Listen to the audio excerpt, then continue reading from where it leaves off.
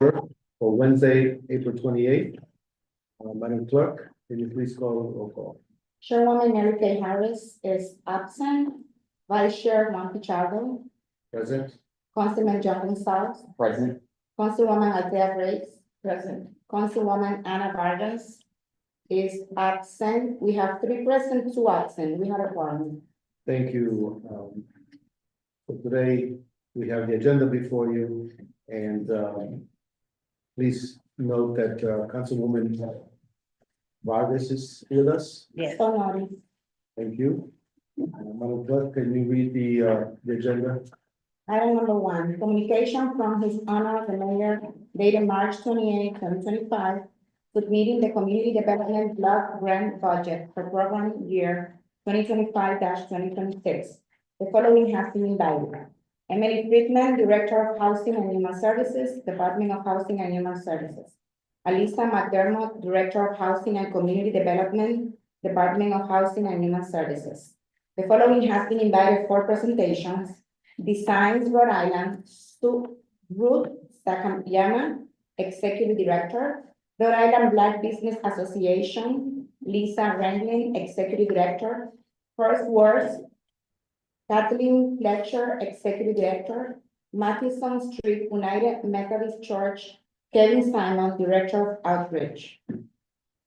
Thank you for that, and just wanted to acknowledge the fact that we have also our city solicitor with us, Sarah Pearson, Yes. with us. Welcome. Also from our project manager, who's fairly new to the team, Mr. Batista. Thank you for being here, and of course, Julie Polanco and Lauren Gutierrez. And welcome everyone. At this time, what I'd like to do is invite, I know Emily Freeman is not here with us, but Allison can explain a little bit of that. I wanted to also welcome Allison McDermott, Director of Housing and Municipal Development. Director of Housing and Community Development, Department of Housing and Human Services. Please. Sure. Good evening, everyone. I'm pleased to join you again for the third URRP committee, present the proposed HUD entitlement grant budget on behalf of Mayor Smiley. Just as another reminder, this budget is going to serve as the first investment under our 2025 to 2029 consolidated plan. We are expecting our final allocation numbers from HUD mid-May. Our HUD rep told us he's hoping around May 14th we should receive the final numbers from HUD. So as of right now, we are operating on an estimated budget. We are going to build in a provision in the ordinance that has been used in the past. I know Emily had read out the language during the last meeting. For some next steps, I'll give you a brief overview. The goal is to finalize and pass the budget twice through City Council and incorporate it into our annual action plan and submit it to HUD by July 1st to avoid any delays in programming. Thank you to Kyle Delgado, who's not here as of right now, Robert Batista and the councilors for their proactive work to identify almost all of the ward projects to include them in our upcoming ordinance. We are aiming to pass the budget out of the URRP committee before the 5/9 docket deadline to stay on track for timely HUD commission through the con plan, especially because this is a substantial document that staff are going to have to gather together information for. At our next meeting on Monday, we are hoping to substitute the mayor's draft budget for an ordinance that I will be drafting and sending out to the chair and vice chair ahead of Monday's meeting for review over the weekend. And then this will ensure that we will meet the docket deadline of May 9th. And if there are any questions, we can move on to presenters, or I'm here to answer any questions if you guys have any. Thank you. Any questions? Hearing none. We wish Emily also the best. Yes, Okay, everyone's happy, healthy. She Yes.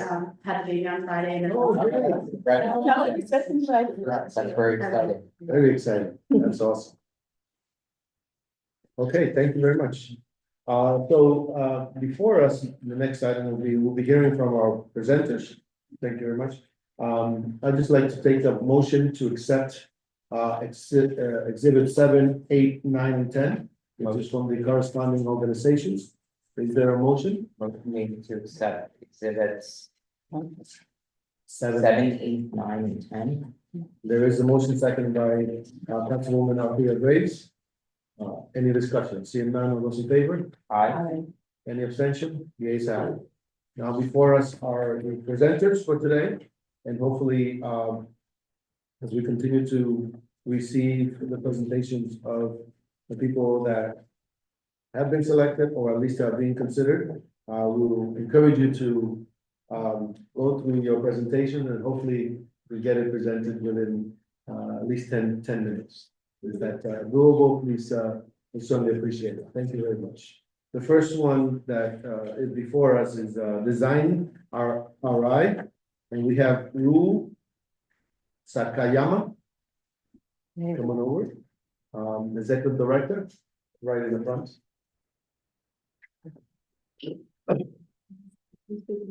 Yeah. Sure, yeah. Actually, Elisa, can you move on this side and then have them, okay, please? Thank you.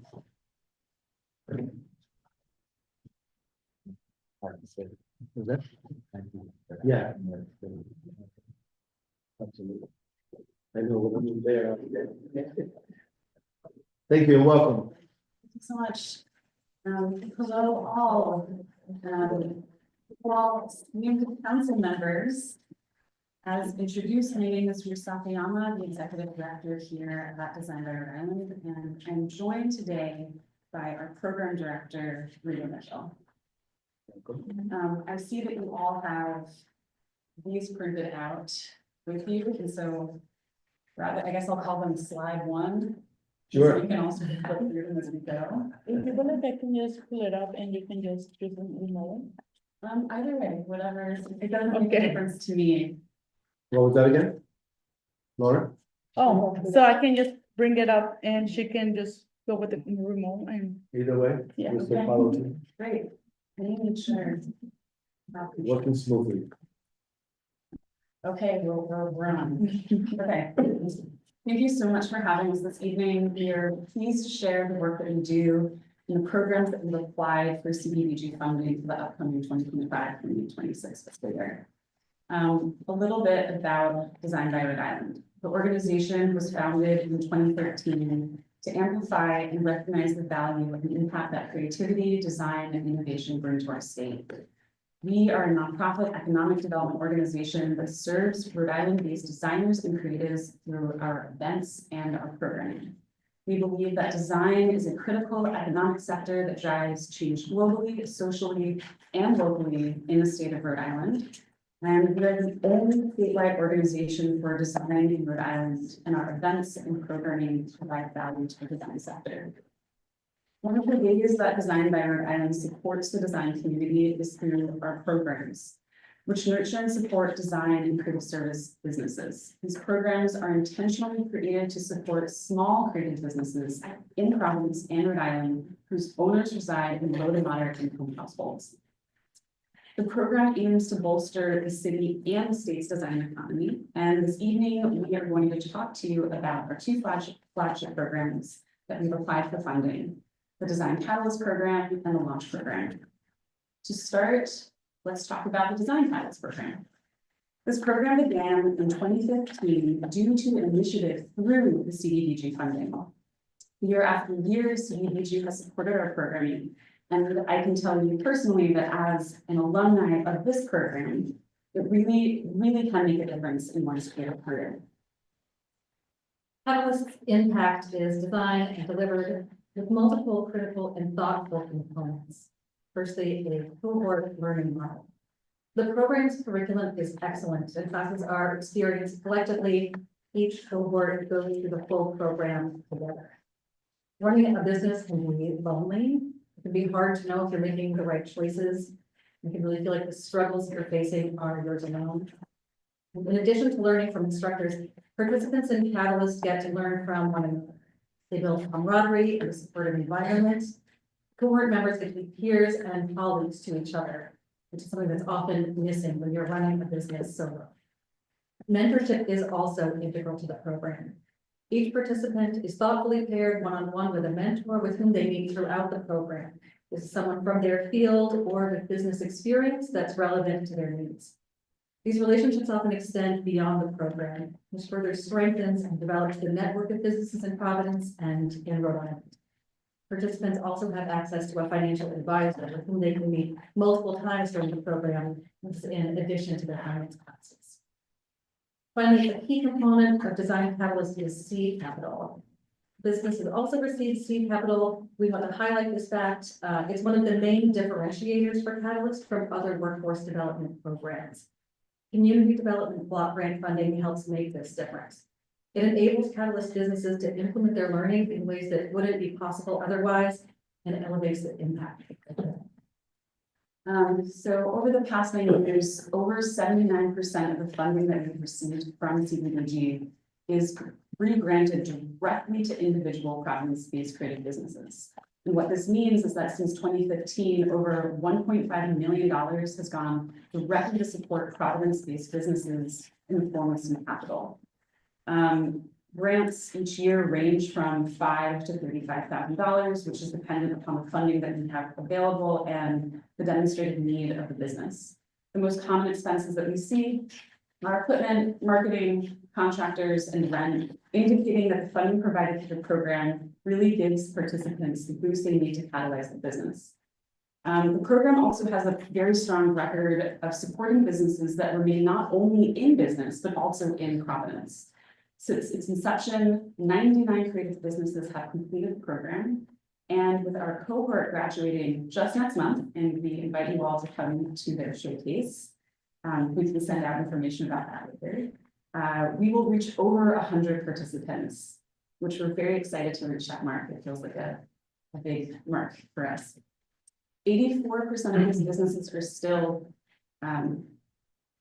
in business, which is a significant result compared to the national success rate of typically only 70% of small businesses lasting past the second year and only 52% lasting more than 5. 72% of the businesses who have gone through the Catalyst program not only remain in business, but also remain here in Providence. And there are current multiple businesses in every Providence zip code. Design Catalyst participants really consistently describe the program as having changed their lives, and we want to highlight a few of the recent participants. Big Nazo is our most recent Providence cohort. They're an iconic Providence business. They've been part of the creative and cultural landscape here since the 80s. We really love working with their founders in a unique way. Big Nazo's creativity and dedication have helped to shape Providence's reputation as a creative capital. The business education they finally received through Catalyst has ensured their strength and their sustainability. They were deeply appreciative of the program and felt like they had been self-taught in business, but now with a strong business foundation, they can focus on the creative, knowing that their business plan is secure. Therese Iacono is a photographer and a light in the world. Her positivity and her energy added so much to the cohort that she was part of. Her clients describe her as like a best friend, her work is beautiful. Therese described Design Catalyst as being like jumper cables for her business and is affording her infinite skills and strategies that she didn't learn in art school. Her work is wonderful, her interpersonal skills are great for her business, but Catalyst learning has allowed her business to become and remain viable. Public Shop and Gallery is a homegrown African and Latina-owned creative business in Olneyville. They host exhibitions, community programming, and special events.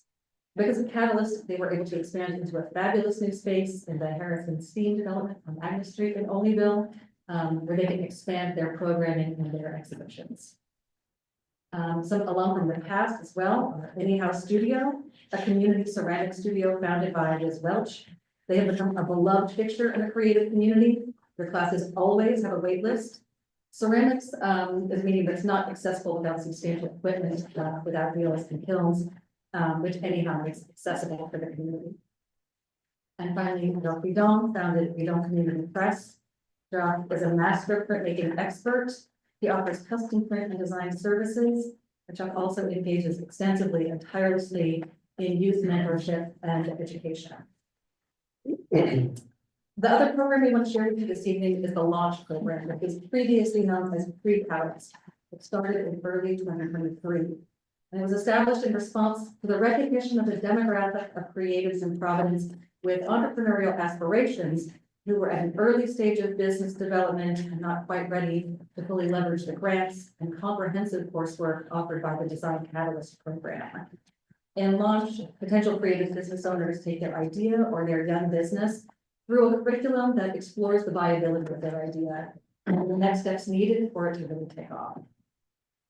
The key components of launch are foundational courses in business development, 2 speed mentoring sessions where participants receive individualized consultations and feedback from our experts and instructors. These are around topics like marketing, product development, financial and legal considerations, business structure, etc. Peer-to-peer networking is a key component, and like Catalyst, they're able to explore this in a safe cohort environment. Some of these young businesses in a year or 2 may be ready for the Design Catalyst program. And even though one was only founded in 2023, we've already had one business, Slow Bloom Ceramics, graduate from the program and go on to successfully complete the Design Catalyst program. And to close out our session here with you, Design by Rhode we are committed to the continued delivery of these programs with excellence, ensuring that we respond to the changing needs of the design community. And whether that's, a growing interest in creating community spaces or a desire for more information about how to effectively use AI to enhance business outreach, our aim is to adapt our offerings with excellence, providing unparalleled support to our participants. We are so proud of both of these programs and their ongoing impact and influence, and we are proud to be a part of what keeps Providence the creative capital. Thank you so much for your time. Thank you very much. Any questions from the committee? Councilwoman Grace? What is your staff like? How many do you have on staff? We are currently 3 full-time, and we have a contractor who functions as like a additional arm of our team. I like because it doesn't look like you're focusing on one age group or one certain thing, but how long are these classes or this program supposed to last? And I see the success rate, but I don't know the length. For each individual program, the Catalyst program has run a couple of different ways. It's about 5 months long in total. We run it through the class, we're spread out across that whole period of time. More recently, we've been running the coursework in a truncated fashion. It lasts about a month and a half to 2 months, so that they have all of their education before they make their business plan and get into the spending portion of their fee. Yeah, to speak to that a little bit more, we really want to make sure that the participants are getting an education about how to improve their businesses before releasing their funding, which is a model change that we have adapted to more recently. And then to continue that with the launch program, that program is a much shorter program. It is 7 weeks long, evening classes that are about 3 hours each.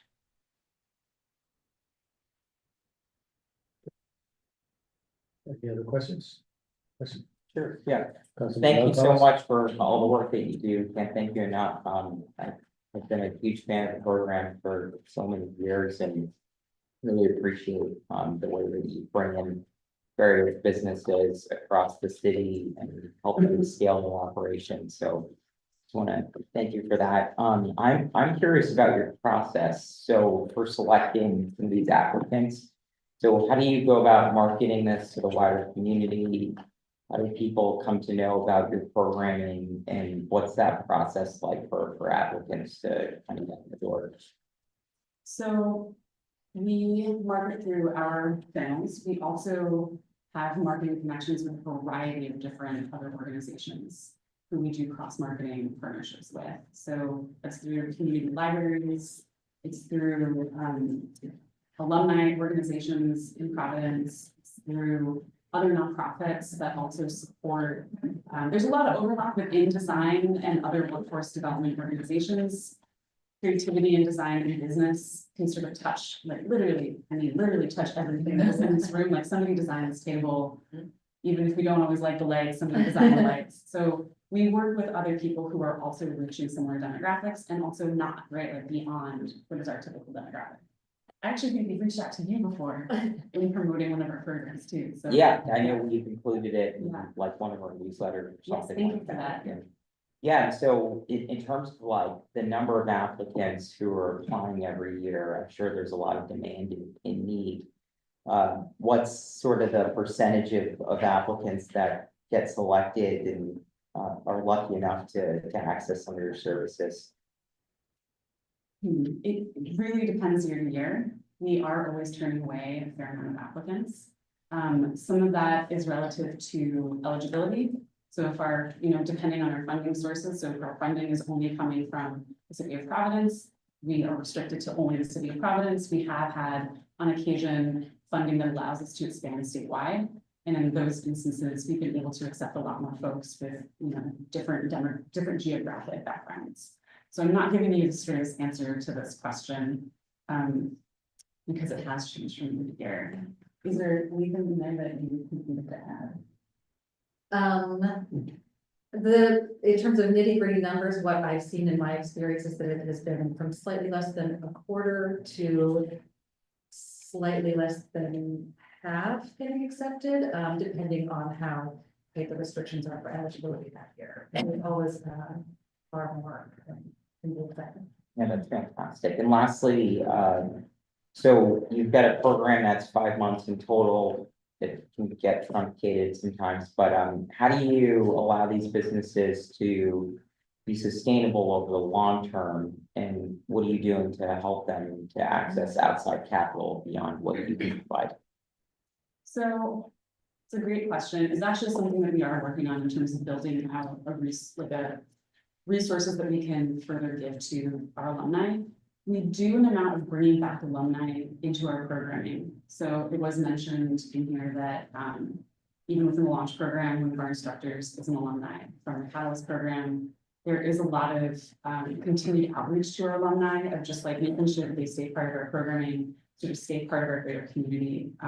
Their experiences help to inform people who are going through the program. We've had plenty of alumni come back and be mentors. And mentorship, as you may be aware, is not just like a one-way street. It is very much of like, if you are a mentor with a mentee, you are learning as much from that mentee as you are mentoring them. Mhm. Thank you so much. Great, thank you. Just have a couple of questions. You were launched in 2016, is that what it was? Or 13? The organization started in 2013. 13. But the funding started here in 2016. I think it was like 2015, 2016. And do you own your own facility or just We do not own a facility. And can you just expand on in terms of a kind of a budget you run on? And any thought on or your projection in terms of sustainability going forward?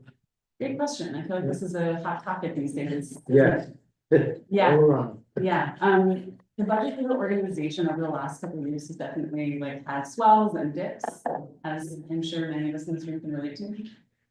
Currently, I would say our operational budget that we've like dedicated for this year, I don't have a hard number for you, but it's around between $500,000 and $600,000. In terms of long-term sustainability, we are considering, we've been strategizing how to take our programming that we offer to low to moderate income households for free and creating a scaled model that allows for us to gain more financial stability by having a paid model for folks that are beyond that income threshold. It would allow us to reach more people, and it would also help make that program more sustainable. So that's one way. We also have other programs that we do besides the Design Catalyst and the Launch program. Every year we hold Design Week. And that as a statewide event, we do solicit sponsorship for, but we are continuing to adapt and work on a plan for financial sustainability. Do you receive any other this current year? Going forward in terms of any additional funding Sorry. from other sources of funding? Could you Do ask you it receive- again? So are you forecasting, receiving, additional funding for this current year or the next year? Or have you received any other additional funding to support your overall, yeah? Yes, we do have some additional funding through ropes and foundations, and we are waiting to hear. We are anticipating receiving additional funding later this year as well. What does that look like in terms of that you received or that you have received already from other foundations, like any number in particular? Give me a second to do some brain You don't have math. to- That's okay, if you don't have, them, that's fine. Yeah, me too. I have to like add up the spreadsheet. Right. The other funding we have, yeah. Thank you, and, no, it sounds, like you said, you had, 100 participants, participating in these. And also, you have mentioned that a lot of the participants receive grants, to sustain their, once they graduate or throughout, pretty much the program. Sure, yeah, throughout the program, they're awarded their funding at the beginning of the program, then to present a proposal with their application. So we select businesses that are really poised, to benefit, at the time of their application. Their mentor works with them throughout the course of the program to ensure that the plan they're developing has an eye towards maximum sustainability. So the funding doesn't sustain their business. It doesn't keep them afloat. It's meant to be used for expenses to catalyze their business, to enable them to take their business to another level, purchasing the kilns that cost thousands of dollars, for example, so that their next phase of business plan can be implemented. Okay, thank you. Any other questions? No, I have one question, Councilwoman Vargas? but she responded right now, so. Excellent, thank you. Councilwoman Althea, please. I want to touch on something that, the vice chair talked about. You don't have a business, a place of business or a house or a building. So where are they getting these things? Are you going to a library, a rec, We do have an office space. We don't own a building, so I wasn't Okay. sure if that question was around it. Do we own a facility? Which we do Okay. not. We would Okay. love to, but we do not. We currently have an office space that's in Providence. Okay. And to answer the second part of that is we will host some of our classes in-house. We also have sponsorship and in-kind relationship with CIC Providence, and so we've hosted some of our classes out of CIC. In fact, our showcase will be at CIC, which I will make sure to follow with an invite. Thank you. Thank you very much for your presentation. Thank you so much. Thank you. Next on the agenda, we have, the Rhode Island Black Business Association. Lisa Ranglin, Executive Director. I think Lisa is one of the. Yes, welcome. Thank you.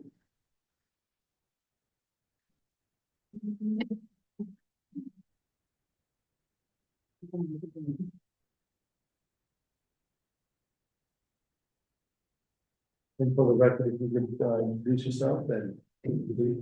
So, well, thank you all for inviting us. Thank you, committee members and Councilwoman Breeze for saying that invitation to us. Unfortunately, Lisa is currently, I mean, she won't say unfortunately, she's in Jamaica enjoying her Oh. vacation.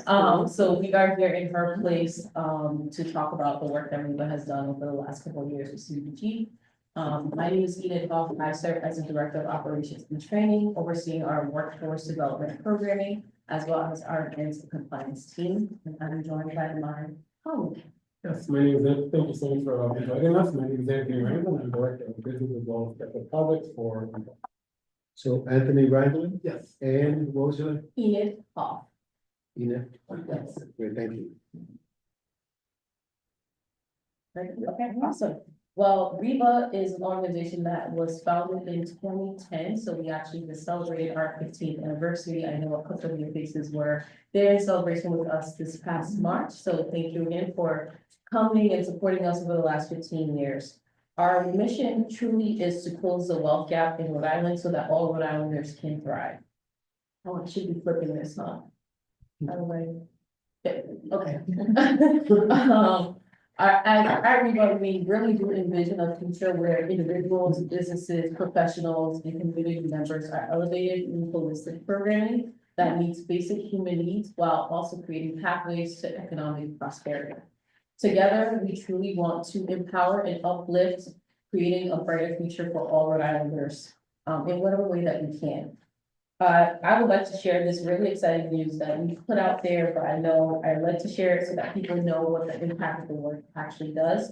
Over the last 4 years, so from 2021 to 2024, Black businesses saw a growth of 62%, which is an amazing record to say, to be able to share publicly. And we do take part ownership of that, right? So we're not the sole reason why these businesses are thriving. There are many, many partners who do really great work that also pour into this community.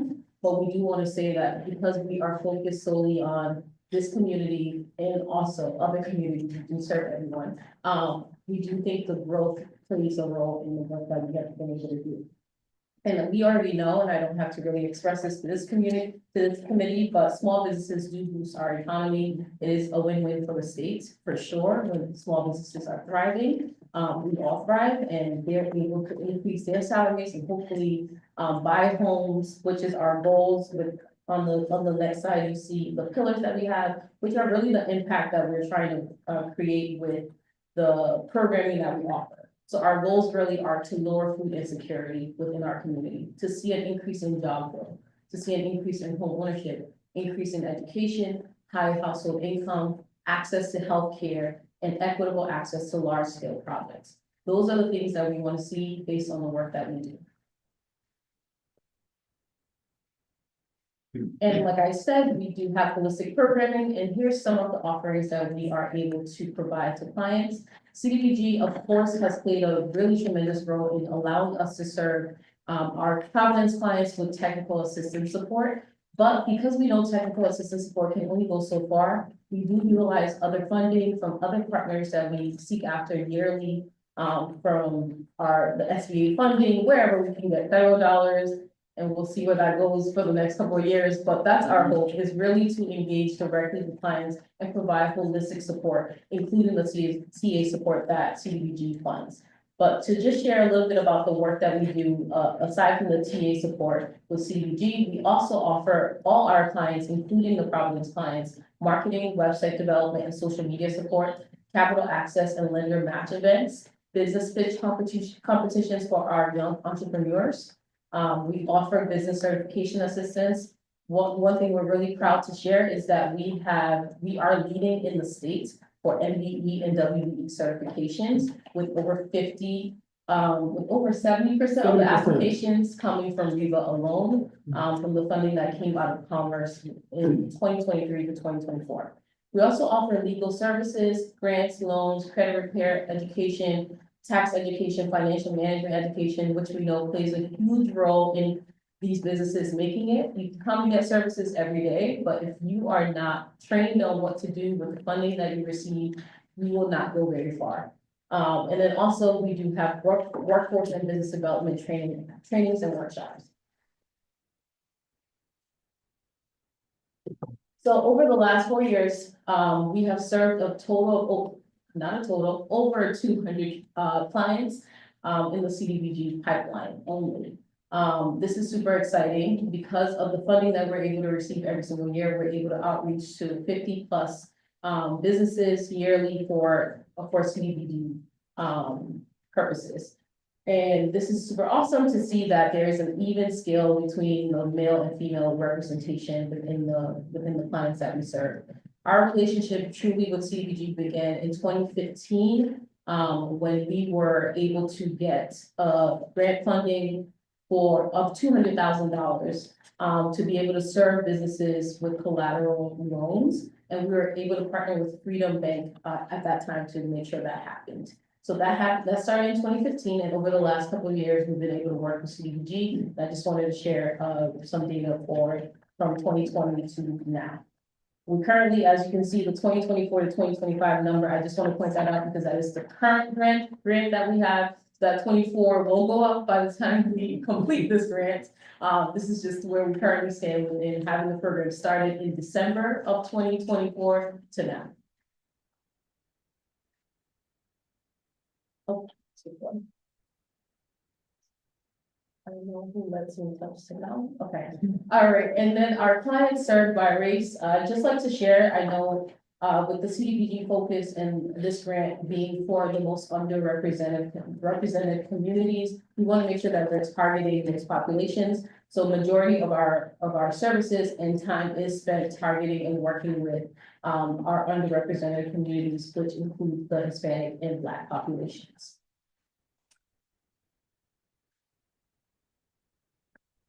And I also would like to share our income levels as we are focused on the people who are the most in need of these services to make sure that they're increasing their salary, increasing their family income. We are targeting the extremely low and low income levels with over 60% of the clients that we serve within that population.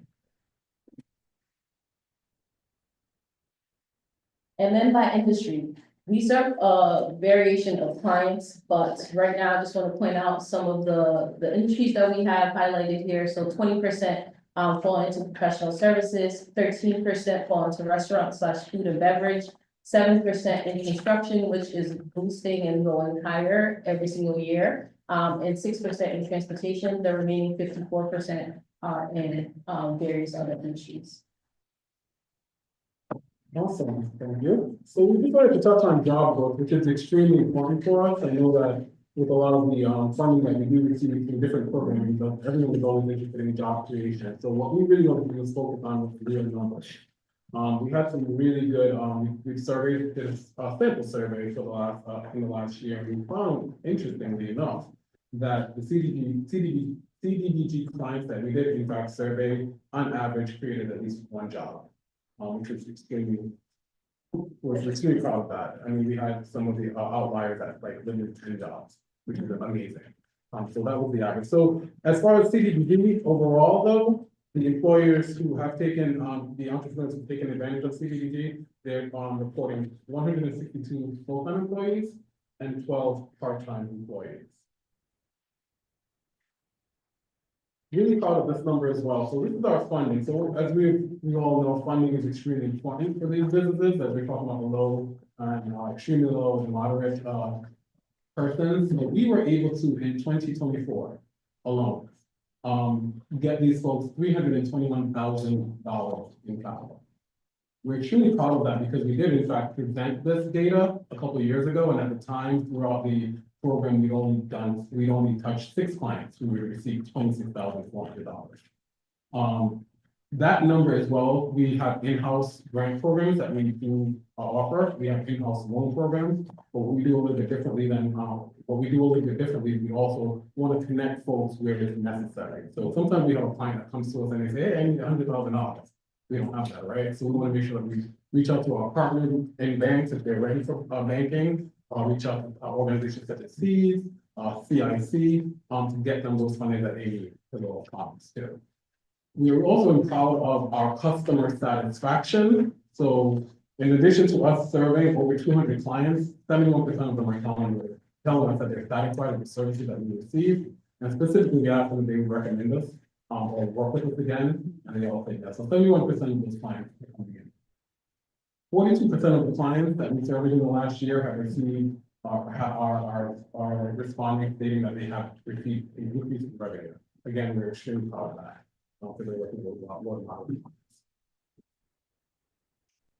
Then overall, as we mentioned, we do things a little bit different. So anyone that comes to us, we're going to provide them with technical support.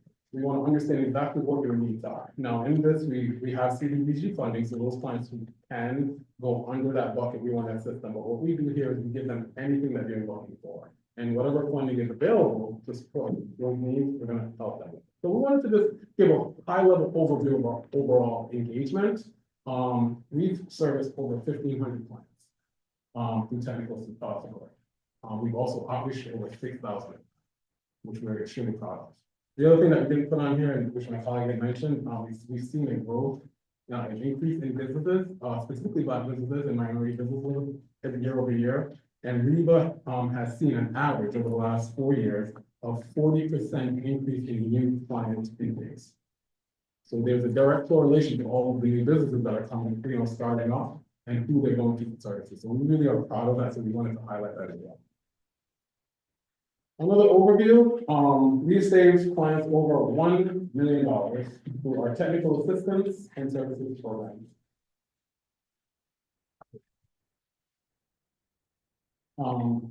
We've also assisted clients with, now with the 321 that I mentioned before, with the specific CDBG, our overall from our engagement with all of our clients, we put $1.9 million in their pockets. And again, we've done that through our grant programming, our loan program. We've partnered with the Bank Senator, Washington Trust, and Newport, with the county Navigant. We've recently added Shape to our partnership as well agreements. And so, and Bank of America as well. My colleague is got Bank of America. So we're really proud of that. Oh, that's our presentation. Thank you. Thank you. Thank you very much. Questions from? Any questions? Councilwoman Vargas. Yeah, I have a question.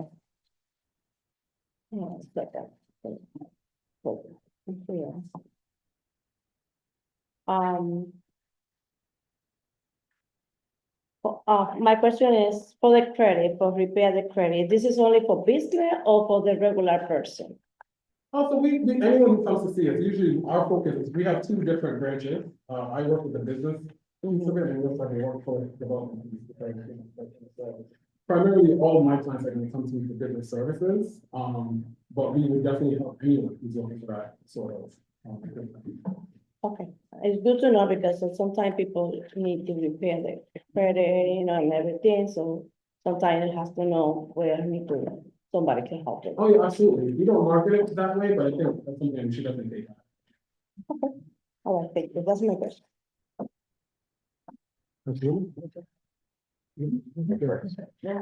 You said? Mine's gonna be a comment. All right. Well, mine's is a comment too. I just want to say, thank you for all the work that you're doing in the community. I mean, I've been on this council for it's my second term now, and have always been a huge supporter of Reva and Lisa Ranglin and your organization, and you guys are just doing tremendous work. So thank you for all the work that you're doing to allow Black businesses specifically access to capital and all these services. And I just want to commend you on the diverse industries that you're serving here, as well as the even distribution amongst extremely low income and moderate income folks who really rely on this capital to get their businesses off the ground and to continue the great work that they're doing. So keep going. Thank you. Thank you for all that you do. Thank you. Councilwoman. Well, you guys know how I feel, but I agree with my with council. You guys have been around for a relatively short time, but I've seen a lot of progress. I see a lot of things happening, and I hear from all these different people that I, not thriving, because we don't know that yet, because it's still early years, but they're doing so much better and they feel much more confident in themselves. I think sometimes we're a little afraid because we know that a lot of minority things are turned down or they're not treated the same way. So now I think they feel a little bit more confident in themselves, and that reflects on everything, because you go in there, I'm here, I deserve to be here attitude sometimes. It goes a long way. So it's not just the technical stuff that you're instilling into people, it's the fact that you have a right to be at the table. And so I applaud you in that, and in a way, and don't tell me I said this. She's watching you from Jamaica, no problem. She's probably out. Sometimes my girl can talk. So I, you were very, very Short. clear and it was precise, and I appreciate that. I mean, what she says is powerful, but you said it in We're only I'll allowed tell her you to. said that. Yeah. I'm not telling her. No, so Chicken she see knows that. how to do it. And thank you for highlighting that. I think obviously Reba has been around for 15 years, but it was a volunteer-led organization for about 10 of those years. So it's super impressive, the work that we've really been able to do in the last 4 or 5 years, now that we have a team. When I started with the organization in 2022, there were 5 of us, now there's 11. And that's tremendous growth just based on how much work we're doing, and also the need. Because if there's an increase of 62% of businesses, that means that we should be increasing our staff to be able to serve them properly. And although I don't work on the business development side fully, I do work and manage our grant side. So I'm able to see the work that Anthony and his team is doing daily, but I get to work with professionals who are really doing amazing things in the state, and that's my favorite part of the work that I get to do. So thank you for supporting Reba holistically as well, and for caring about the work. Did you stand, talk about the, youth, I understand there's a youth, program that you're doing with, I keep saying guys, but Yes. the ones I see are guys, I'm sure. Yes. Guys and gals. Yes. Yeah, so on our workforce development side of the house, we have 2 leadership development programs. The one that you're referring to is called LEAP. It is our Leadership Accelerated Pathway Program that serves college age and young professionals. So our target is really for college age. The goal is honestly to expand to high school and middle school. What we're seeing with the students that we're being able to serve is to make sure that they're getting their meeting their graduation requirements, that they are graduating in fact. So we partner really closely with the state universities and colleges to make sure that these students are successful. We met with the college last year, and a dean was really sad to share this with us, but she did share it, and that was the fact that only 8% of the Black men that go to that school and in that business, in that department, graduate. And I think that's such a like drastic number to hear, and for us, it's a pain point, right? So we want to make sure that if we're interacting with the students, that we're serving them and providing them the resources that they need. So this program is 5 months long. We are fully funded by the Department of Labor and Training to cover that program. So it's free for the students, free for the colleges, which I don't think it should be, but we'll work on that. But definitely free for the students, and we cover financial literacy, we cover their resume, LinkedIn, development, branding, how to interview, how to do anything that you need to do. And also we do help them with getting a mentor for the 5 months, and some of the mentors stay with them. I don't know if Rosa wants me to shout her out, but I will. Okay. You just did. Rosa's also, she's serving as a mentor right now for one of our elite graduates who just graduated the program. We've been able to serve over 100 students in that program. And then also on the other side of the workforce development side, we have our emerging leaders development program, which Rosa is a graduate from last year's cohort. Shout out to Rosa.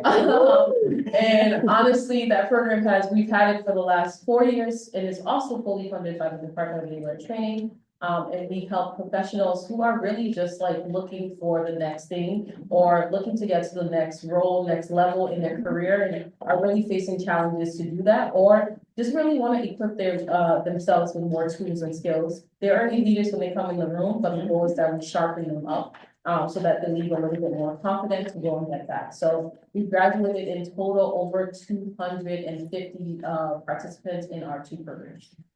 Thank you. Well, I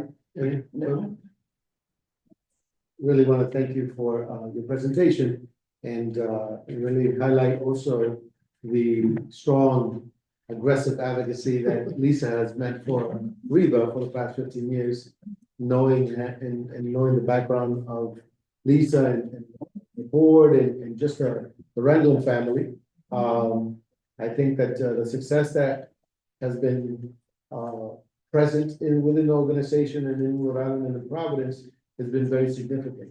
Reba is a great example of how an organization goes from a volunteer organization, professionals, and learning how to leverage, right? And looking at the sustainability of an organization. And from the fact that went from a whole volunteer to getting funding from congressional delegation, having your own place on Smith Street, what number is that? Yeah. 220. 220 Smith Street, 12. and then also, yeah, in Councilwoman's district. Yeah. And, you know, and that's what I think that we're in this situation and going forward, looking at the future, and I ask in terms of how,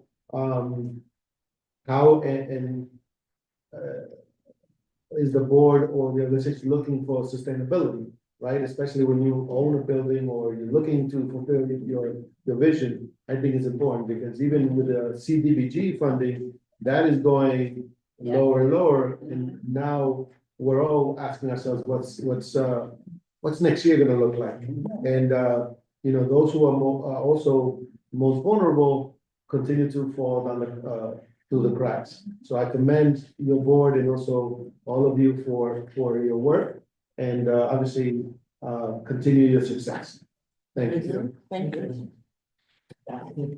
Could I have two quick questions here before they go? Sure. I'm Sure, go ahead. Okay, I'm really curious about, because, you know, we're seeing all these organizations, be hit by the shortfall in federal funds and state funds. How's that impacting the work that you're doing? Because it's something that a lot of organizations are reeling from. It's definitely been stressful, I think, on us just trying to diversify our funding currently. That's really the goal. Because of course, we do hope that federal funding will still come in some different ways, or that the state funding will continue to flow in, but we know the amounts may change.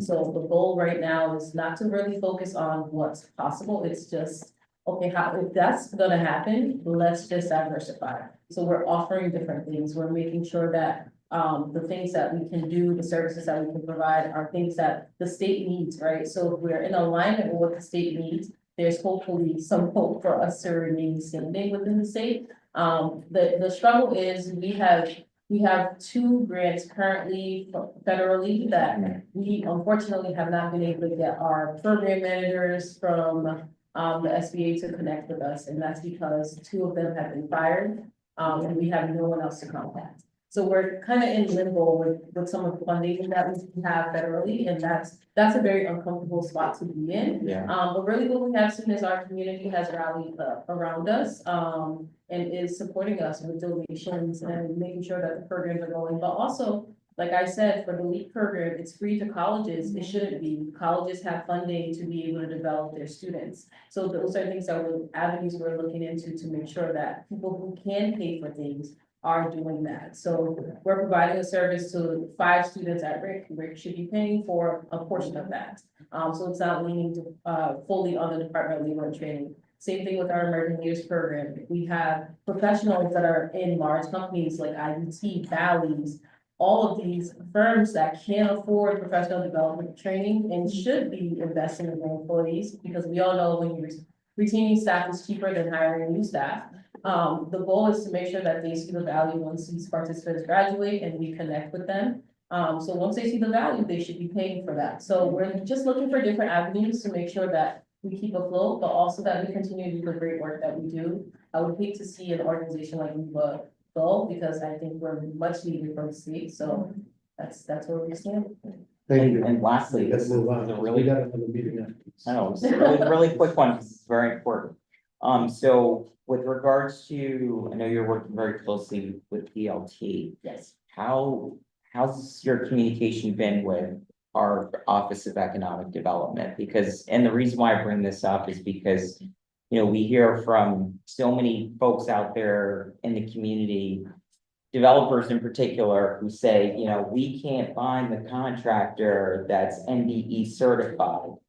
And this is a huge problem for us, and they kind of get off the hook and they get, you know, but is our Office of Economic Development working closely with you just to try to connect and make sure that those leads are taking place? Because I hear this all the time. No. So what we are doing, so just to be very clear, as we mentioned, we've done over 70% of the new MBE certified participants, but we need a lot more help, assistance with them. So getting them certified doesn't really do anything, right? We gotta teach them how to manage money, how to go after the contract thing, right? So we're working on, and we have been already doing workshops and things of that nature, but we do not have, to answer your question specifically, a direct relationship with that office to provide some of those supports. We don't have it. So we do have a list, right? And the state also has a list of all the certified MDE, but the question always is, are they at scale, right? And to be honest, a lot of them are. But we need to get them there. And so that's why we need the funding to get them to scale so that they can participate in some of those contracts. Thank you. Thank you. Thank you for your presentation. The next presenter will be Kathleen Fletcher from First Works, Executive Director. Welcome, Kathleen. And I have with me in the jar. Yeah.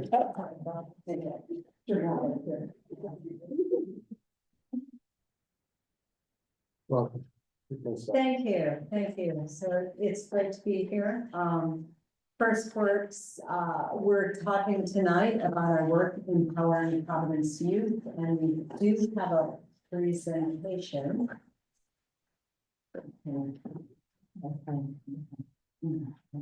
And what's Kim's last name? Kim? John? Thank you. We're talking tonight about our CDBG proposal, which is focused on arts education.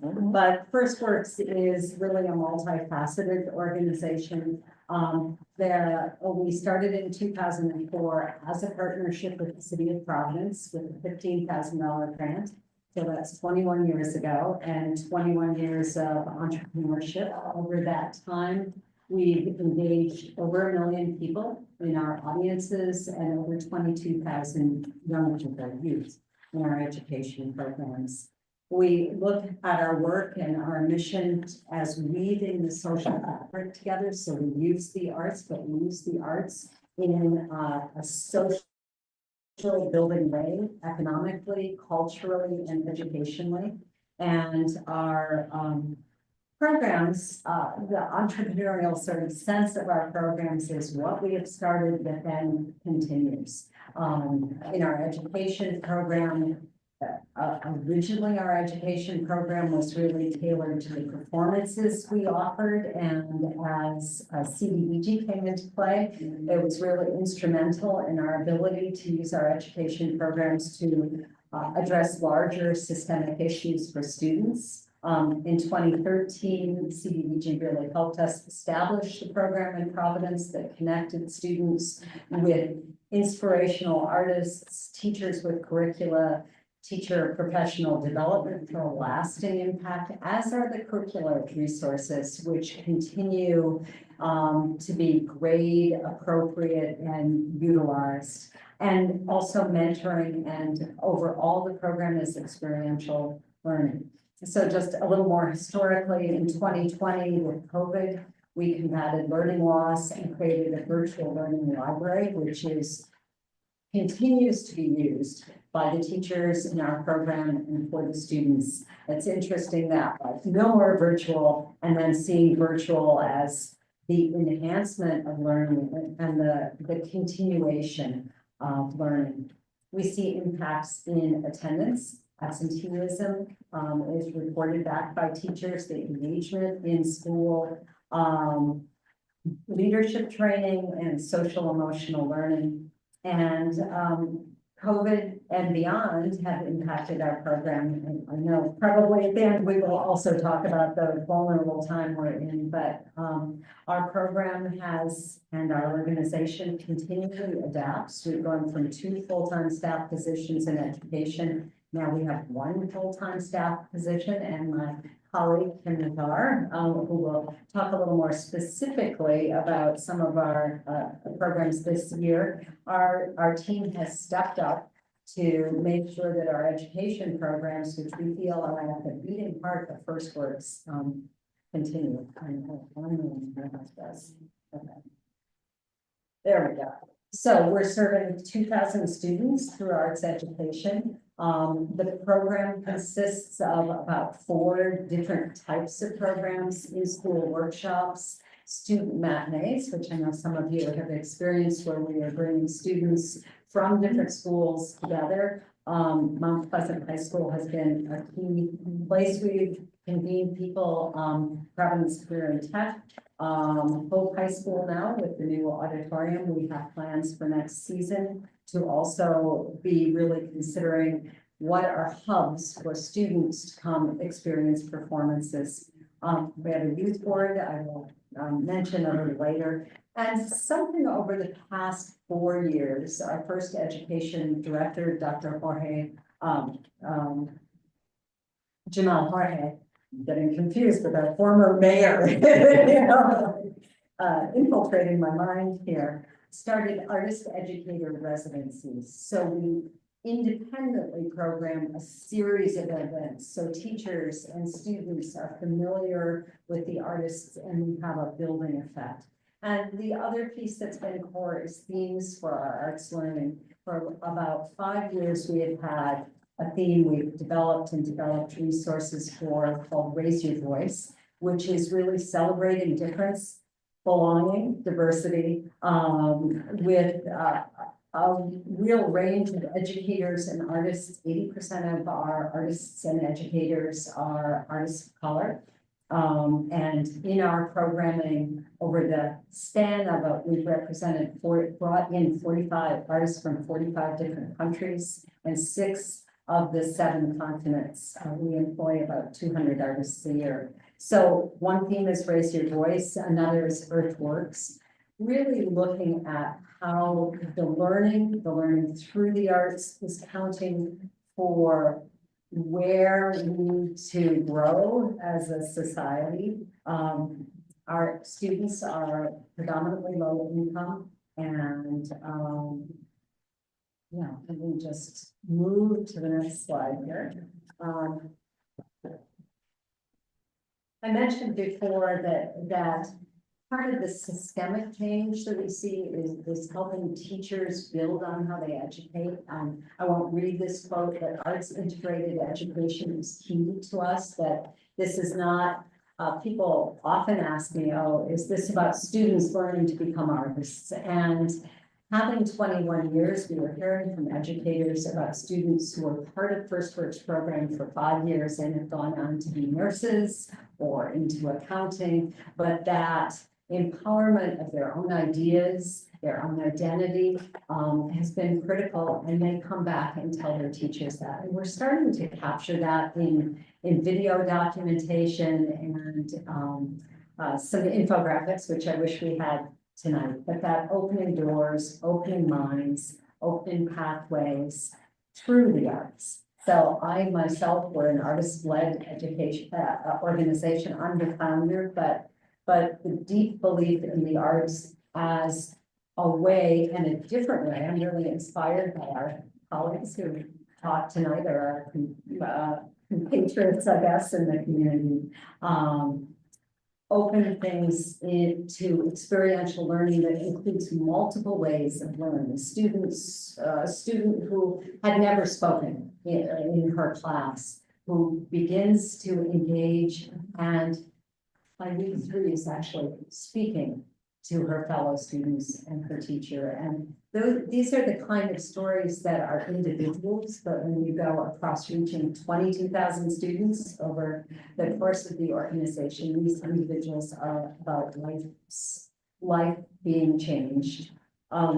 I mentioned experiential learning. So, and maybe at the beginning, the way I believe some of you know First Works in terms of our performances, in terms of PBD Fest, we really do integrate live performance with education. So every time you see a live performance by First Works, and hopefully have an amazing time, those artists are also in schools providing learning materials to schools, and that's built into each program we do.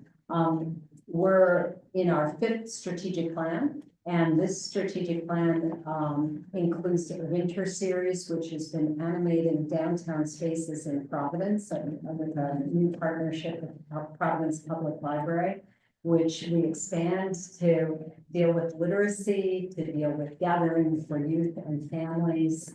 And see this very holistically. But let me just turn this over to Kim Najjar to maybe take you into our schools more directly.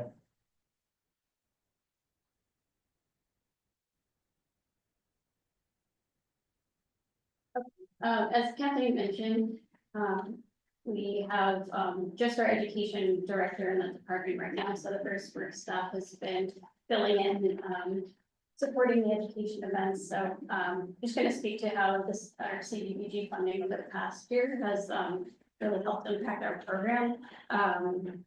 And we extended essentially our fall series, library, into our winter series with an Arab artist, he's an Egyptian Kurdi Nahdi, it's feature folklore performance, and you reach, he has these really dynamic assemblies, and he's a really skilled educator, and he reached 1,700 students across the street, across the state, but 800 in Providence schools, we can see here, the schools that we've reached between high school and elementary. And then he also had his performance after the week-long residency at the library, which was a really fun, like, educational performance and diverse audience.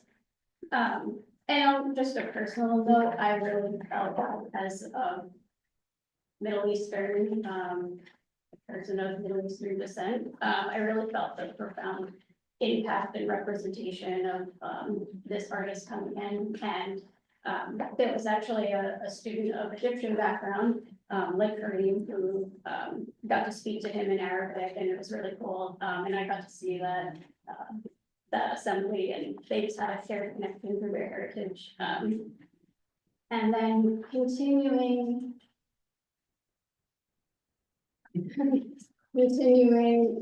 this idea of bringing cultural exploration to schools. Also this past April, we had Festival of Colors celebrating the Holy Holiday with the Indian Bhangra funk band Red Barat. It's a really community-centered project. We had a matinee at George J. West Elementary. Really participatory and interactive for the students. And the band leader emphasized the universal language of music to the students. And that same night, we had 300 attendees at the Strand for a performance as well. And this really coalesced partnerships. We have the new partnership with the Culinary Hub of Providence, which for certain performances we've seen, they've told us they've seen a 20% increase compared to some of their other nights. When we partnered with them, and we had Extraordinary Audition Band as a really fun opener for this show. Going along to another way that we connect students with artists that Kathleen had mentioned is the artist educator residencies, which CDBG funding has really helped propel. Right now we have a residency at Hope High School. These are multi-month engagements that really deepen impact. And because of the students build close connections with the artists, and these are all local artists of all different genres and specialties. This photo here is just the local artist Eli Nixon. This was last year's, and the students got to create these flags, and they were publicly displayed at a local library in Oldeyville. These are students from Debate Elementary. And over the next school year, we'll have a new set of artist education. That's it. Yeah. So just to kind of reweaving together, the idea of how we empower youth, right? Certainly thinking in schools, thinking out of schools, and one piece that COVID really cracked open was the idea that healthy families are a way to empower youth and bringing families together. So our Summer Beat series, which has been in Roger Williams Park, we certainly think about it in terms of audience and attendance, but also the AS 220 youth that performs, Silas Pinto's Grupo Andos, how youth are integrated in to our programs, supported by our programs, how families are through our education program, then connected through. So really interested in creating that,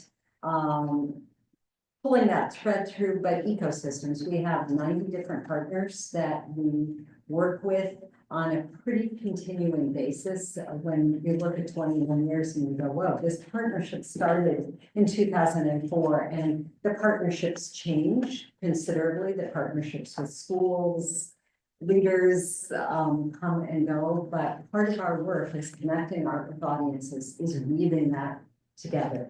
I think you see in the work that we are doing with mentoring.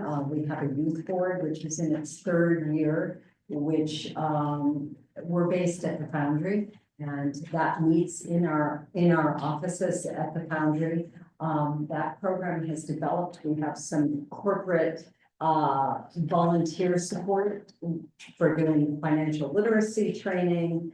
The youth help us with program evaluation.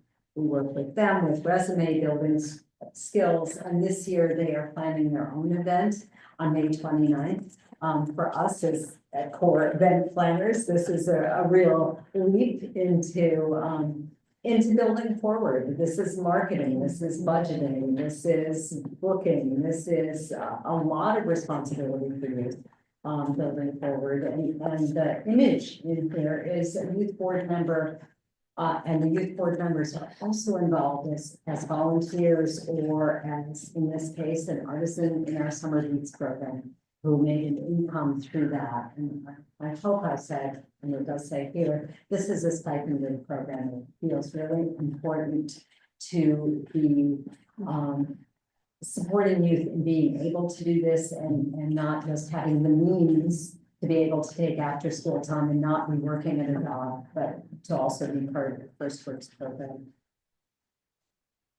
So as we look forward, I'm really proud that First Works, which started very singular and with me as the staff member, has grown and has also weathered a number of really turbulent times. And I think part of that is not just, okay, we can maintain, but part of it is continuing to look forward and say, okay, here is a big idea, and this is the time for big ideas and rallying all of us. So one of our newest projects is Democracy Dialogues, a new theme in our learning themes, and a partnership with the Silk Road. In 2009, First Works did a year-long project with Yo-Yo Ma and the Silk Road, and brought students together from across Rhode Island. It began a formal education program, and we rekindled that partnership with the Silk Road around their American Railroad,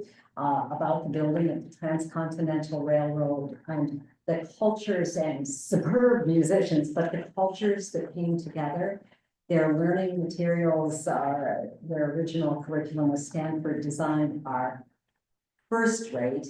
Podcasts and artists who will be in schools, and also how we reflect Rhode Island and Rhode Island artists in this long tail project. So this is the first of a continuing arc of programs, and really important to our fall. So this comes, will start in the fall after PPD Fest, and be a centerpiece of our programs for next year. And although I just said after PVD Fest, I know many of you, all of you know us as the founding co-founder, founding partner of PVD Fest.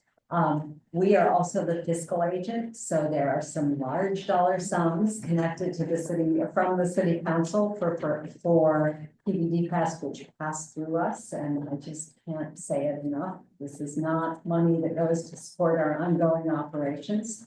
Our education budget is over 200,000, and we raise 80% of that, and not with nonchalance. Our grants range from $500 on up. This year, we have embraced matching grants for the first time and been able to rally individuals, especially around education. And just end with, okay. Yes, the 20 years, now 21, and feeling that we are unique in Providence and Rhode Island through our partnership model, which maybe is where we started opportunistically, but is baked into our core with our work with international artists, diverse cultures, both at home, local and global, our commitment to youth, and always seeding new things. And I'm really grateful for the support we've gotten from CDBG. This is a very fraught time. I'm happy to answer the question about how we're affected by that if you want to ask, but that wasn't part of our presentation. Good. Thank you, Kathleen and Kim. Any questions from members? Councilwoman, Kathy, I wanna give you applause, because everything that you do for the city is wonderful. I see your job for many years. And I feel because you connect the whole world to bring it to Rhode Island, especially Providence. Because you bring us some different artists and this, and people doesn't know it's Rhode Island. And then, you know, when you bring it to Scotians, you bring the, you know, the family and everything. What I see the last time, que I don't know, que have so many people for India and here in Rhode Island. And I said, wow, look at all these people, you know, can enjoy the event that you bring it last time. So for me, is I give us applause. The work you do. What she said. come on. No, it's all right. Thank you for all that you do. Yeah. Seriously, thank you. I'll just add to that. Yeah, thank you so much, and I do remember when they had the first, PVD Fest. I know this. First Works Festival in the Plaza. Yes, and I thought that was a wonderful thing. I love the fact that we had a community table for everybody, you know, sit down and eat, and you just, Yeah, that was good. just went and sat with somebody you didn't know, or a group of people that you didn't know. And I think that's what the world needs, is for us to sit down, have a meal, and get to know one another. So I applaud you. So I would say, I have a couple of questions for you. The first one is, you had mentioned, your programming or your budget is 200,000 plus? Is Just that for correct? education, Just for education. we're breaking it out. So there, you know, like the Festival of Colors performance would not be part of that, even though youth came to it. So we're looking like, how do you allocate for education? And what's your operating budget? Our operating budget is about 2 million. 2 million? So you diversify, obviously you receive grants from other places or leverage your. We are Your history. primarily grant funded, so we went from having about 15-20% of our operating budget just as COVID hit be from ticket revenues to having about 6,000 a year from ticket revenues, in part because of intentional embracing free access. None of our education programs are charged, they are free to the schools, to school districts. And in part because audiences weren't returning and we do not have a venue and it was a hairy time. Part of our strategy actually is to build back in diversified revenues, but some ticketing, not letting go of our free programs at all, so Mm. that's a bit of a challenge. We're supported by national foundations, and foundations are a big part of what we do, but so are some very, and Kim is on the front line of grant writing for us. So are some very small grants. We look at all those as a network of relationships, and about 38% of our funding is related, even if it's spin-off to federal funding, not our direct, like National Endowment for the Arts grants, but, yeah, it's big enough. Okay, I also asked that, again, you just mentioned that, you're sort of like the pass-through for the PVD Fest. And perhaps not many people knew that or know that, because I think we've been fortunate as a city, giving you in your organization huge credit, because even as someone that was involved, someone that a layperson looks at from outside, see all this wonderful celebration in the city of Providence. All along thinking also that the city of Providence is the one that's putting all these wonderful acts at Roger Williams Park in downtown. And many people praised me over time, over the years, how wonderful Providence was becoming this art city and so forth, whether it was during the administration of David Cicilline, Angel Tavares and Lorsa, and now with Brett Smiley. But your organization has done tremendous work, and we want to applaud you for that. And obviously, I think that your component with our kids and creating that culture merits that distinction, and just wanted to really highlight that, because I think that we take it for granted at a certain point. And just wanted to thank you for your presentation. I know that as we all know, that the budgets continue to be cut at the national level and local level, so it's a difficult decision, but we'll figure something out in terms of how to continue to build our city in the arts, and just creating the vibrancy that we have gotten used to. And so, because we all know that through music and through food is what brings all these cultures together, whether it's from Egypt, Puerto Rico, Dominican, whether it's from Palestine and Israel, we're all here. And so I think we all learn from each other. So thank you very much. Thank you. All right. Vibrance. Yes, I'm so sorry, Karen, to say that. What I see here in this page, can you have the word 1, 2, 5, 6, 8, 9, 12, and 13? Do you think about it a little bit for the word 7? We would love to, and See? with our funding request, we would be very happy to expand. This is one other thing besides the funding piece, that fostering relationships with schools is really something that is very grassroots and takes champions. And so your roles in introducing us are really important, and it's relationship work. As how much of the world is relationship work? So that's another relationship, and our education director is a part of this CDBG, our CDBG budget, being able to continue to have an education director, because it is really customized. Teachers have so many things coming at them, and there is a lot of, what's steady ground to actually program, commit.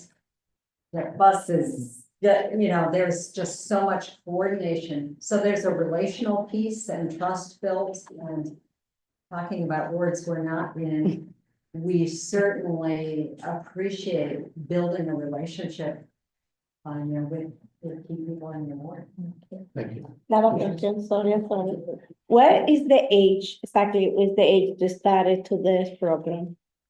Our program is actually all three, if you say elementary, middle school, high school, it is all three.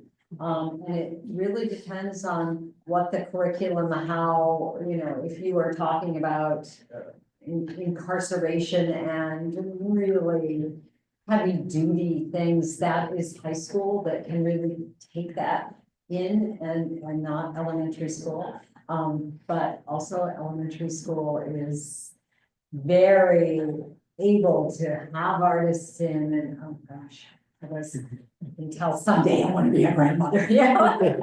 But I think there is a point of inspiration that needs to happen there and then middle school as well. So we thought at one point we would narrow our focus. Thank you so much. Thank you. Thank you. Thank you for presenting. Yeah. Appreciate it. Thank you very much for the invitation. All right, the last presenter, not the least, because we continue to hear from many. Matheson Street United Methodist Church. Thank you. Kevin Simon, Director of Outreach. Welcome, Kevin. And I'm Lisa Carter, I'm the Lady Church Council Chair. Welcome. We also have, Bud Nichols, our church building manager and our treasurer, who's going to join us just in case we have any questions about some of the things that are on the presentation. Just want to say thank you to everyone at this table for allowing us to be here tonight to share the work of the church. I see familiar faces who have come to our building to volunteer, and other faces who I know do tremendous work in this community to support people who are living on the margins. So eternally blessed for all your work here. Also for Emily in the mayor's office, the relationship that we built over the last year has been instrumental in helping our friends. So we're grateful to pass on our thanks with them too. For those of you who aren't familiar, we are literally a church 3 blocks up the street from here. For decades, we have been an open door to friends in the community who are going through some serious obstacles in their journeys. Each and every day, we open our doors. We serve meals each day. We have all sorts of work that we do with documentation, things that we try to do to create a safe space to get our friends back on a positive path in their journeys. So Lisa's going to talk a little bit more about the specifics, but our church for decades has been that open door to friends who are really going through difficult times. So I'm going to turn it over to Lisa to talk about some more about the church. And this is our first year that we've ever applied for a CDBG grant, so we weren't exactly sure what this proposal, what the PowerPoint presentation was supposed to entail, so it's a little bit about us and a lot about kind of our proposal specifically.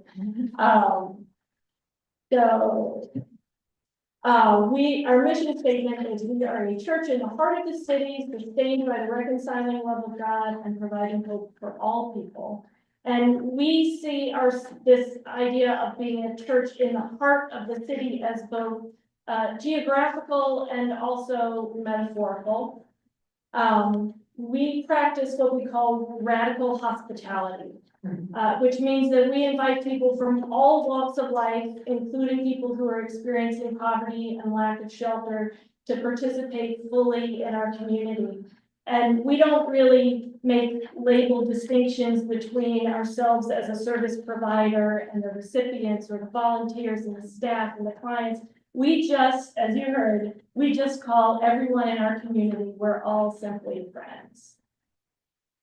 We have 2 CDBG requests. We have a one that we'll talk about first is for to hire a food director to manage and improve our feeding programs, which served over 40,000 meals last year. And then we have a second facility improvements proposal to improve our bathrooms and our basements.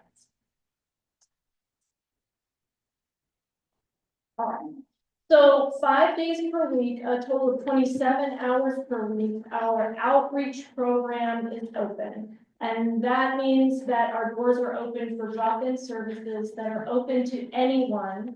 All of the things in our building and in our community are open to anyone, regardless of faith or religion. And we fully welcome and celebrate all of our LGBTQIA+ friends in the life of our community. In 2024, we served over 40,000 meals to food insecure Rhode Islanders. We had over 10,000 restroom visits, over 10,000 items of clothing that were distributed. There were 15 individuals who, through the efforts of our case managers, received stable or transitional housing. We distributed 225 free bus passes to people who were eligible for free bus passes. And then we purchased another 60 for people who were not eligible.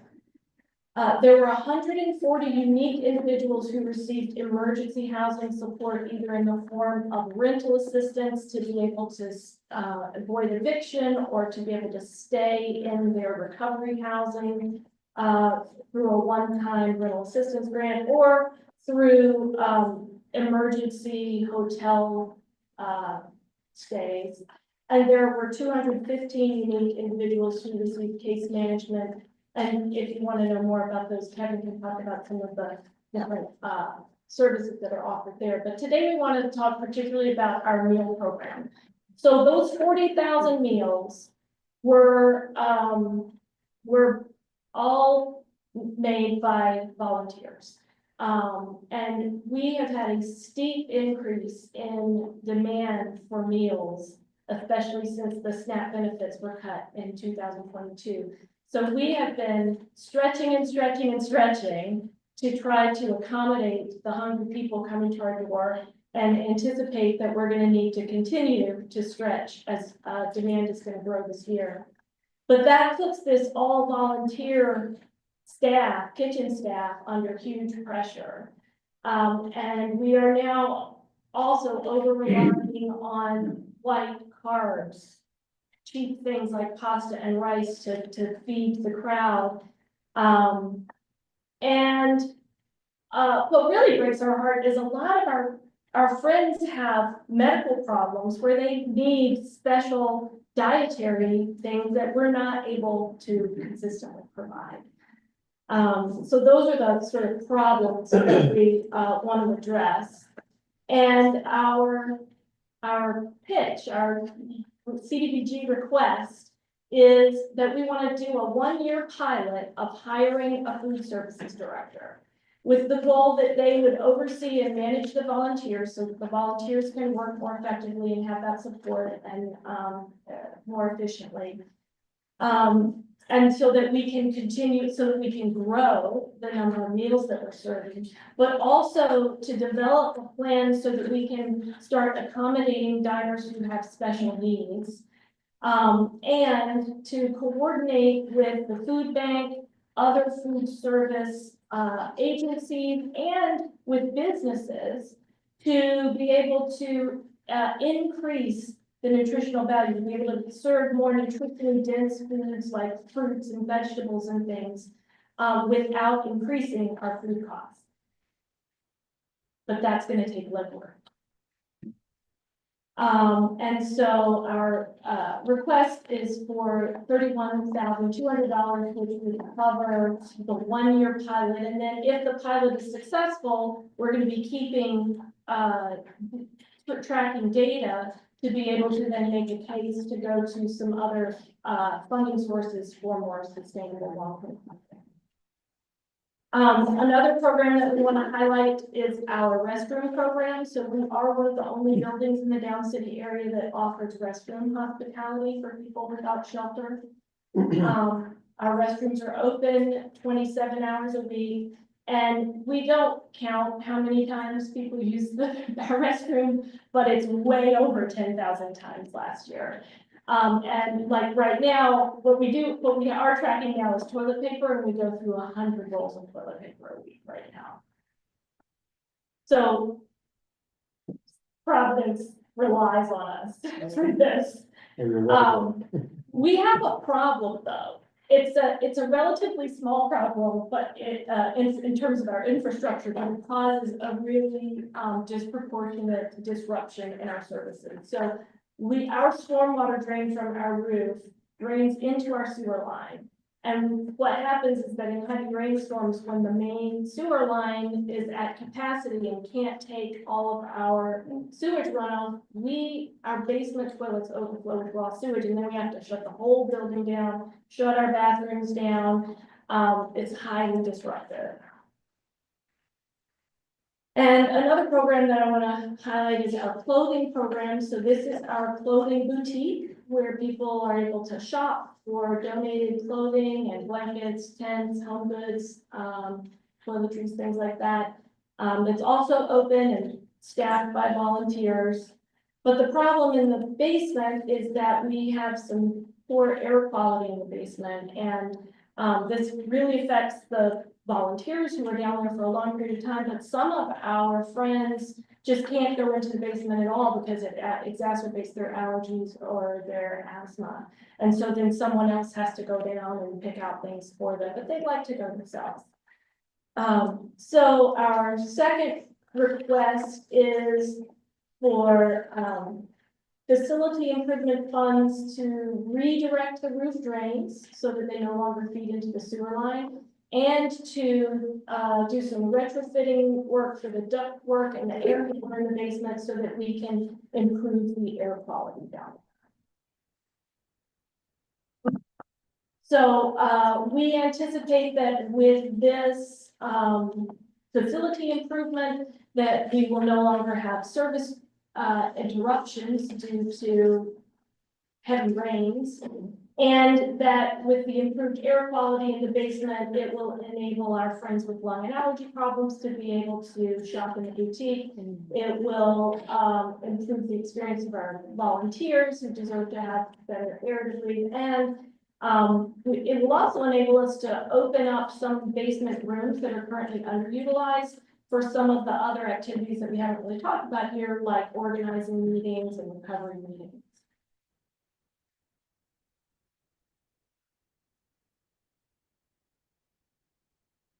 At a cost of about $130,000.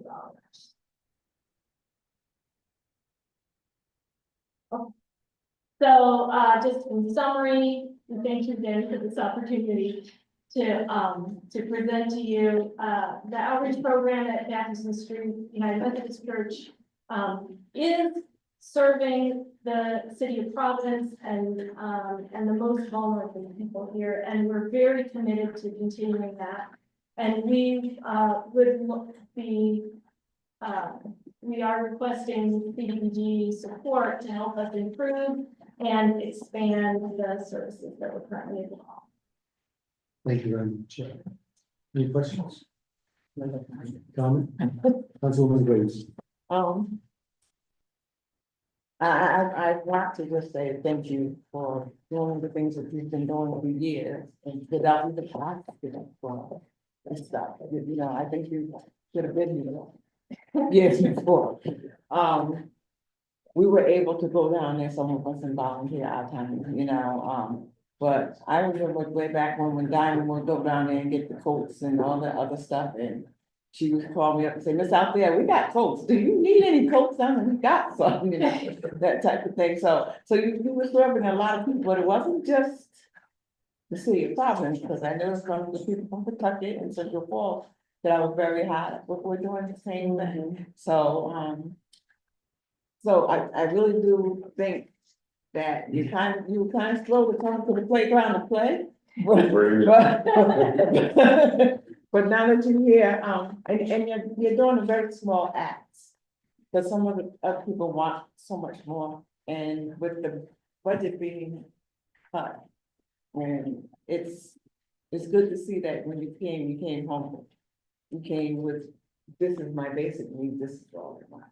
And none of it really was for yourself or your, to get a salary for yourself. Even though you are asking for another position, I think somebody should get paid and shouldn't be on volunteer all the time. Especially now that you're gonna get hit with a bigger flow of people coming in. Everybody that's doing these type of things are all gonna get hit. And we see where they're gonna go when it comes to the city, you know, so again, thank you. Thank you for the compliment. Thanks, Lynn. Thank you. I just want to thank you for all the work that you're doing in the community, and you know, I've been an advocate on the back end pushing for this. I know you're here downtown Ward 1, but you really service everyone in the city. And as your counselor, I want to make sure I spend more time there. So I would love to stop in and, you know, volunteer and just thank you for all the work that you're doing. And I guess my question here is more for Alyssa.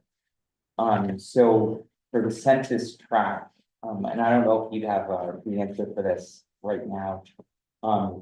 Would this qualify for for facility improvements based on our census tract data. 'Cause I know it has to be in an area that skews more low income, especially, you know, for, I'm just thinking about my own ward allocation. And, I know that, just Ward 1 or 02903 in general, because of all the commercial buildings we had here skews higher in terms of area median income, so just curious about whether or not the infrastructure allocation could be applied to something like this. So being newer in my position, I'm still trying to learn all of the wards and all the percentages, so I would feel more comfortable if I was to look that up and give you an answer. I can get that to you tomorrow morning, if you don't Thank you mind. so much, yeah, because if there's basically this map that we can use for facility improvements, and every year we allocate, individual counselors allocate funding towards infrastructure projects, but they have to fit within those census and income tracks. And so downtown's a little complicated because of just how the numbers work, but, just want to thank you for all the work that you're doing. And Robert, I haven't committed my 50,000 yet, right? Yes, you have it, so.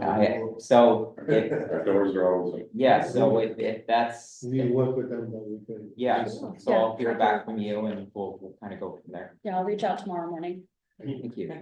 Councilwoman Vargas? I want to say thank you to Kevin because when I went there for volunteer for a couple of times, so I feel so grateful in the way you treat the people, and the way the people, you know, go in there and say welcome.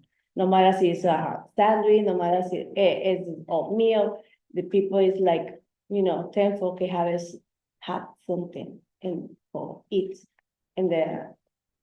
And especially downtown for the bathroom, I agree with this because, you know, so many people get in and out, so we need that. So thank you again for all your service that you're doing for that people can really need it. Sometimes we push it a little down, but it's not. You always in the front to say, welcome, we had this, we get this, and we can pass around. That's what you do. You were so wonderful when you came in along with the rest of the group, and we hope to have you back sometime real soon. Yes. I think all of us at the table and in this room know that now more than ever, we need to be looking after each other to pick each other up. So, yeah, grateful to just continue to build these relationships. Thank you for opening the door. Thank you, Chair. As a non-voting committee member, I just want to, you know, as a fellow Christian, you know, Scripture tells us that faith without works is dead. And your leadership team, your church embodies that in such a fundamental level. I guess so, I get emotional because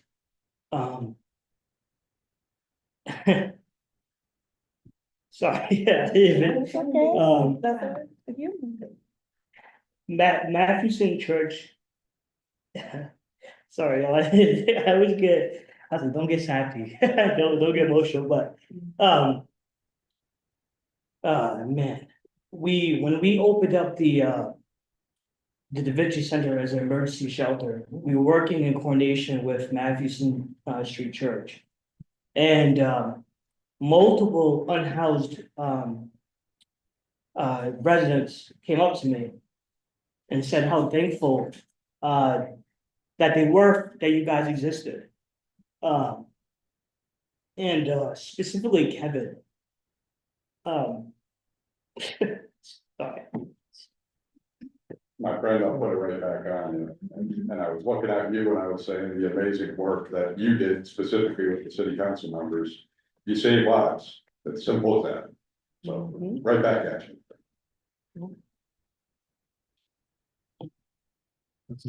Oh, no, I just, no, so, you know, they had let me know that, you know, Kevin saved their life. Multiple people came up to me.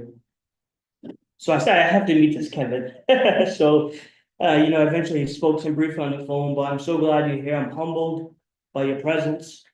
I think, colleagues, when we think about where city funds are going to, and we have so many amazing nonprofits doing amazing work. It's so difficult to choose where that money goes to. When we get down to where the rubber meets the road, is we often look at how much of that funds will go to administrative costs versus actually serving people. Matthewson Street Church, we just said that they've been late to the game. They should have been here a long time ago. What they have done, how many lives they've impacted, how many lives they've saved. I know in this kind of space, we sometimes like, I don't wanna say exaggerate, but what they've done is not exaggeration. I just, you know, not to make this about faith, because I know I get Chair, I get a little hesitant when I bring up faith in terms of spaces of government, but you know, I think of, you know, when I think about the gospel, I think of like our faith can't stop exclusively at personal salvation. It must continue in our actions. We must challenge unjust social conditions. And I just can't think of a church that is centering all of that. Beyond, you know, I'm sure there's so many great churches doing the work. My goodness, the Matthewson Street Church represents that to the fullest. So I'm gonna stop and just say, I hope we get them to the finish line. And I urge, obviously, this committee to support the application. Thank you. Thank you. Thank you so much. So, sorry? No, I was just saying that was so nicely said. I don't, wow. Yeah. Yeah, I think, we certainly, hear the message and, you know, Matthewson Street Methodist Church has been serving, the poor for a long time. And, urge you to continue and you have our support, serving those that need. And I hope that we don't have to get to a point where it's an emergency situation that we have to take drastic action within our city population.